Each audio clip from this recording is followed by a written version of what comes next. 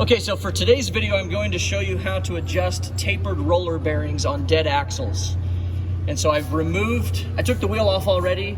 I took the brakes off so there's no drag on my rotor. And I've removed the grease cap off the front so that I can access the adjustment nut right here. And then I put the wheel back on with just a couple lug nuts because I like to do this while I can spin the wheel. So I've got my socket ready that fits that. And what we're going to do is we're going to tighten that nut while we spin the wheel. And as soon as you feel it bottom out, just stop and then back it off just a little bit and then spin it again and tighten it again.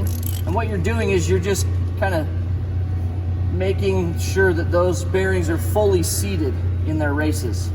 And so I do that 2 or 3 times. Back it off every time. And then once you feel like you've done that 2 or 3 times and everything's seated, you come to the stop one last time. And if you feel the wheel right now, if I try to rock it, there's absolutely no play. Okay, no play is not good. That will burn up our bearing.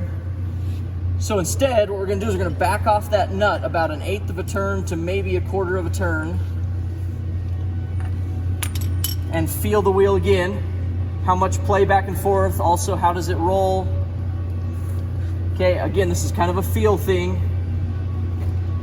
And I think that feels pretty good. And then I might do it a little bit differently than some, but to finish this off, I like to just take it and do it hand tight, just that last little bit, making sure that it's not too much. And then I think the adjustment's done. If you really wanted to make sure that this was right, I bet there's a specification somewhere that might tell you the torque spec on this nut. But we're doing it purely off of feel today. And there's probably another specification that tells you how much back and forth movement there might be. So you could put a dial indicator on the rim, rock it back and forth, and actually take a measurement. But as far as I'm aware, as far as I think it's good. So we're gonna go ahead and put the retainer back on, replace it with a new cotter pin. Okay, and then put our dust cap back on and finish the job. That's it.